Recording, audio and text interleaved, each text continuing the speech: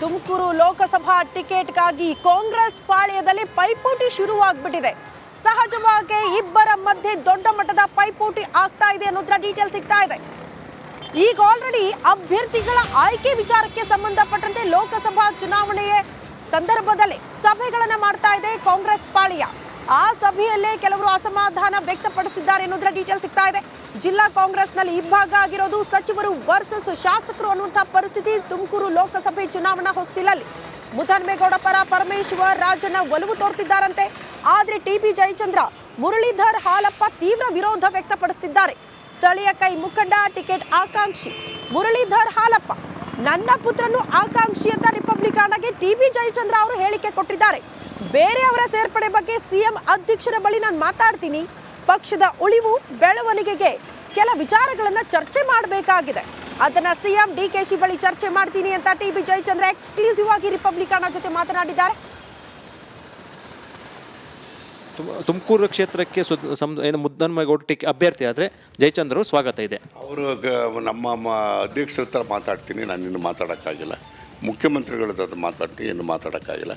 ಅಂತಿಮ ನಿರ್ಧಾರ ಆದಮೇಲೆ ನನ್ನ ನಿರ್ಧಾರ ಹೇಳ್ತಾರೆ. ಒಂದಷ್ಟು ಅಭಿಪ್ರಾಯಗಳನ್ನು ಮೀಡಿಯಾ ಮುಂದೆ ಅಲ್ಲದೆ ಕೂಡ 4 ಗೋಡೆಗಳ ಮಧ್ಯೆ ಚರ್ಚೆ ಮಾಡ್ತೀರಾ? ಅಲ್ಲ ನೋಡಿ, ನಾನು ಕಳೆದ 50 ವರ್ಷದಿಂದ ಕಾಂಗ್ರೆಸ್ ಪಕ್ಷದಲ್ಲಿದ್ದೇನೆ. ನಾನು ಎಲ್ಲದೂ ಕೂಡ ನೋಡ್ಕೊಂಬಂದಿರತಕ್ಕಂಥವನು. ನಾನು ಗೆಲುವು ಸೋಲಿನಲ್ಲಿ ನಾನು ಶಾಸಕನಾಗಿ 46 ವರ್ಷದ ಮೇಲಾಯಿತು. ಹಾಗಾಗಿ ಪಕ್ಷದ ಬೆಳವಣಿಗೆಗೆ, ಪಕ್ಷವನ್ನು ಉಳಿಗೋಸ್ಕರ ನಾವು ಕೆಲವು ವಿಚಾರಗಳನ್ನ ಚರ್ಚೆ ಮಾಡಬೇಕಾಗ್ತದೆ. ಅದನ್ನು ಚರ್ಚೆ ಮಾಡ್ತೀನಿ. ನೀವು ಸ್ವಾಗತ ಮಾಡ್ತೀರಾ? ತುಮಕೂರು ಕ್ಷೇತ್ರಕ್ಕೆ ಮುದ್ದನ್ಮೇಗೌಡ ಅಭ್ಯರ್ಥಿ ಆದರೆ ಜಯಚಂದ್ರ ಸ್ವಾಗತ ಇದೆ. ಅವರು ನಮ್ಮ ಅಧ್ಯಕ್ಷರ ಹತ್ರ ಮಾತಾಡ್ತೀನಿ, ನಾನು ಇನ್ನು ಮಾತಾಡೋಕ್ಕಾಗಿಲ್ಲ. ಮುಖ್ಯಮಂತ್ರಿಗಳ ಹತ್ರ ಮಾತಾಡ್ತೀನಿ, ಇನ್ನು ಮಾತಾಡೋಕ್ಕಾಗಿಲ್ಲ.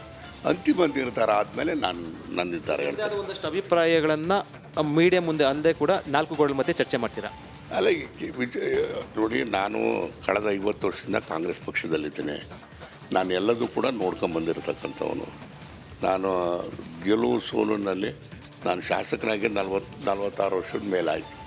ಹಾಗಾಗಿ ಪಕ್ಷದ ಬೆಳವಣಿಗೆಗೆ, ಪಕ್ಷವನ್ನು ಉಳಿಗೋಸ್ಕರ ನಾವು ಕೆಲವು ವಿಚಾರಗಳನ್ನ ಚರ್ಚೆ ಮಾಡಬೇಕಾಗ್ತದೆ. ಅದನ್ನು ಚರ್ಚೆ ಮಾಡ್ತೀನಿ. ಈ ಬಗ್ಗೆ ಮತ್ತಷ್ಟು ಡೀಟೇಲ್ಸ್ ಅನ್ನ ಕೊಡ್ತಾ ಹೋಗ್ತಾರೆ ಪೊಲಿಟಿಕಲ್ ಬ್ಯೂರೋ ಹೆಡ್ ವಿಜಯ್. ನೇರ ಸಂಪರ್ಕದಲ್ಲಿ ಜಾಯಿನ್ ಆಗ್ತಿದ್ದಾರೆ. ವಿಜಯ್, ಸದ್ಯ ತುಮಕೂರು ಲೋಕಸಭಾ ಟಿಕೆಟ್ಗಾಗಿ ಪೈಪೋಟಿ ಪ್ರಾರಂಭ ಆಗಿದೆ ಕಾಂಗ್ರೆಸ್ ಪಾಳ್ಯದಲ್ಲಿ. ಸಚಿವರು ವರ್ಸಸ್ ಶಾಸಕರು ಅನ್ನುವಂತಹ ಪರಿಸ್ಥಿತಿ ಏನ್ ಬೆಳವಣಿಗೆ ಆಗ್ತಾ ಇದೆ? ಯಾರ ಕೈ ಮೇಲಾಗಬಹುದು? ಕಾಂಗ್ರೆಸ್ ಹೈಕಮಾಂಡ್ ಯಾರಿಗೆ ಮಣೆ ಹಾಕುತ್ತೆ ಅನ್ನೋದು ಕೂಡ ಪ್ರಶ್ನೆ ಆಗ್ತಾ ಇದೆ. ಶ್ರುತಿ, ಲೋಕಸಭಾ ಚುನಾವಣೆಗೆ ಸಮೀಪ ಇರುವಂತದ್ದು. ಈ ಮತ್ತೊಂದ್ ಕಡೆ ಕಾಂಗ್ರೆಸ್ ಪ್ರಬಲ ಅಭ್ಯರ್ಥಿಗಳ ಹುಡುಕಾಟದಲ್ಲಿ ಇರುವಂತದ್ದು. ತುಮಕೂರು ಸೇರಿದಂತೆ 28 ಲೋಕಸಭಾ ಕ್ಷೇತ್ರಗಳಲ್ಲಿ ಸಾಕಷ್ಟು ಅಳೆದು ತೂಗಿ ಸುಮಾರು 14ರಿಂದ 15 ಕ್ಷೇತ್ರಗಳಲ್ಲಿ ಇನ್ನೂ ಕೂಡ ಅಭ್ಯರ್ಥಿಗಳ ಒಂದಷ್ಟು ಅಭ್ಯರ್ಥಿಗಳ ಆಯ್ಕೆ ಸಂಬಂಧಪಟ್ಟ ಸಾಕಷ್ಟು ಕಸರತ್ತು ನಡೆಸ್ತಾ ಇರುವಂತದ್ದು. ಅಭ್ಯರ್ಥಿಗಳ ಕೊರತೆ ಒಂದ್ ಕಡೆ ಇರುವಂತದ್ದು. ಇದರ ಬೆನ್ನಲ್ಲೇ ಕೂಡ ತುಮಕೂರು ಲೋಕಸಭಾ ಕ್ಷೇತ್ರದಲ್ಲಿ ಕಾಂಗ್ರೆಸ್ ಪಕ್ಷದ ಒಳಗಡೆ ಒಂದು ರೀತಿಯಲ್ಲಿ ಭಿನ್ನಮತ ಸ್ಫೋಟ ಆಗುವಂತ ಎಲ್ಲಾ ಸಾಧ್ಯತೆ ಇರುವಂತದ್ದು. ಬಿಜೆಪಿಯಲ್ಲಿ ಇದ್ದಂತಹ ಸಂಸದ ಅಂದ್ರೆ ಮಾಜಿ ಸಂಸದ ಮುದ್ದನ್ಮೇಗೌಡ ಕಾಂಗ್ರೆಸ್ಗೆ ಕರೆತ ಟಿಕೆಟ್ ಕೊಡೋ ಸಂಬಂಧಪಟ್ಟಂತೆ ಕಾಂಗ್ರೆಸ್ನ ತುಮಕೂರು ಘಟಕದಲ್ಲಿ ಕೂಡ ಪರ ವಿರೋಧ ಚರ್ಚೆ ಆರಂಭ ಆಗಿರುವಂತದ್ದು.